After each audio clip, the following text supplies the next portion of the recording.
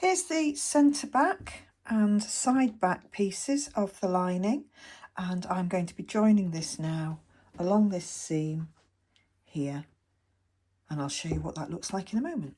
Here are my two pieces, the two sides of the back, and I've pinned along the edge that I'm about to sew, and I always do it. I started at the bottom to pin up and then pinned all the way up until I got to the top. But when I sew, I will always sew down the fabric. And again, the same on that side. I will sew down, if I turn it that way, so that they match down there. And that's with the right sides together. And I'm going to use a 5/8 of an inch seam.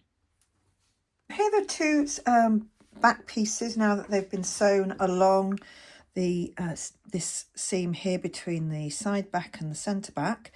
I've taken a lot of effort to... So here are the two back pieces now that they have been sewn between the side back and the centre back. I've pressed the seam really nicely and really flat. I've taken some extra time to press out the rest of the fabric and get rid of any of the fold marks from when the fabric was folded originally. And the next thing I need to do is I'm going to pin the centre back seam together and then sew that, and then I will also sew the pleats that are in the back of this jacket so that you have the ease for the lining when you're moving around in the jacket. So I've pinned the back seam and I'm going to sew this down here with a 5/8 of an inch seam. That's 1.5 centimetres. And here we go. Now, the problem with lining fabrics or any type of fabric like this that is very light is that it moves and slips underneath the feet, and you can probably see that as I'm going along. So I'm having to very carefully just hold the fabric over so that I can end up with a seam that is straight.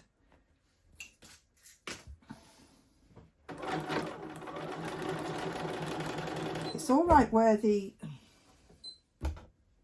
So I just had to stop there because my thread has broken.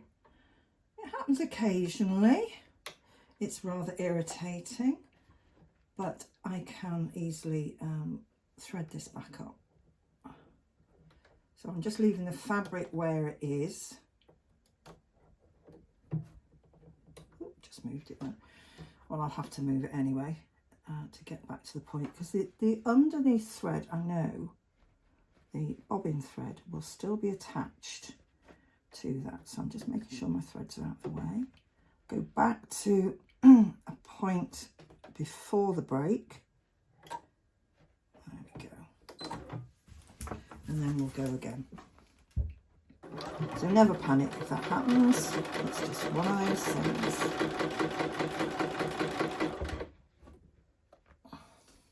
I don't know if you can see this. Let me show you. Take this off here. Oh, let's get that focused. So as you can you see how the fabric has moved with the feed dogs underneath? They pull it. So I'm constantly moving that fabric over to try and limit that pulling. There are other ways that you can do this. You can actually sew with paper between the fabric and the feed dogs, and that helps if you've pinned that on. But I'm just going to carry on as I am, and we'll have a look at the seam, and if it's not very good, I will do it again. So there's my seam sewn. It's okay. I'm happy with that. I'm going to press this on the seam flat so that I get rid of it. It moves the stitches and it evens the stitches out and gets rid of these little ruckles that you can see here in the fabric, and it stops that sagging look that you can get with stitching on this sort of fabric.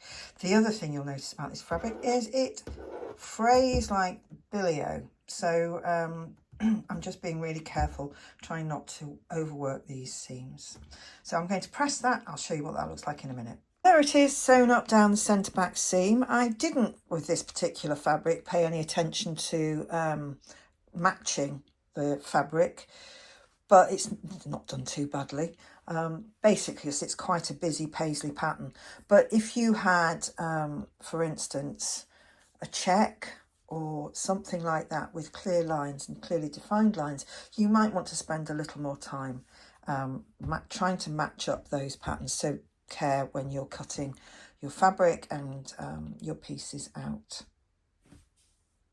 The pattern markings, it shows you a pleat that runs, that's the centre back seam, and there's the pleat, and you can see it angled there, and it's telling you to sew that pleat onto the back of the lining. And the same, there's another part in the middle, just here, down to the centre line, and then finally there's another one at the bottom there that you can see in, and it tells you to sew that. So what I've done is I've followed that marking, and I've just used some chalk and put that onto the fabric. A little trial and error, as you can see. Slightly got better at this point, and then finally at the bottom there. And what I'm going to do is I'm going to fold the fabric on the centre line, and I'm then going to sew that, and I'll show you that in a moment. So as you can see, I've folded back the fabric again so that the two sides, the two right sides, are facing. You can see where the seam is, so I've just opened that out, and I'm going to sew from the top down as always, and then up to the centre back seam there. I'm not going to go into the seam allowance, because then I can flatten that out again. So, and as you can see down here, exactly the same. I'll sew downwards, and I'll carry on doing that now. So I'm sewing down this seam. I'm going very slowly so that the fabric doesn't move. And then when I get to the point where I need to turn, I'll just pop my needle in, and then I shall carry on and just go to the seam allowance. I'll just make sure I pull that so that I don't get any little puckers.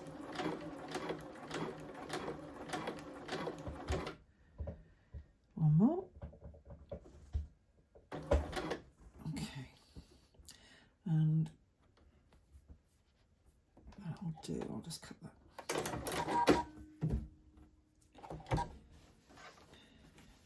So there it is, sewn in there just up to the seam allowance, and that will get pressed when we're doing the next step.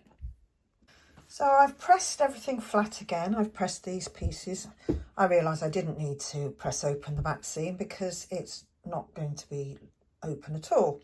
So don't worry about doing that. So I've just pressed it all flat. And now what I want to do is I'm going to baste along there, because this is going to be your new centre back seam. So I'm going to hand baste along there to hold that together, and then I'll press that. I may even do it by machine, actually, it might be easier. And then I'm going to press that with the this part pressed to the left shoulder. Okay, and again I'll show you that in a moment.